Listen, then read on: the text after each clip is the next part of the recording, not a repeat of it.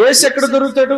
ఇలా పో, ఇలా ఇలా లెఫ్ట్ తిరిగి ఒక 5 కిలోమీటర్లు వెళ్ళు, అక్కడి నుంచి రైట్ తీసుకో.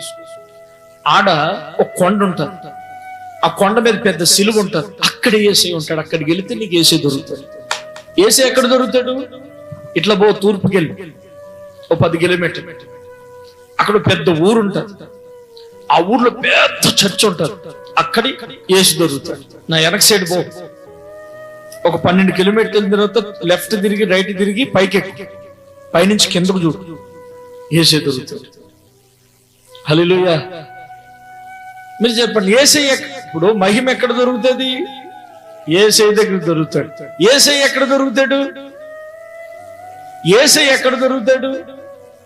యేసయ్య ఎక్కడ దొరుకుతాడు? యేసయ్య ఎక్కడున్నాడు? అక్కడున్నాడా? పైన ఉన్నాడా? ఎక్కడ 2 3 నా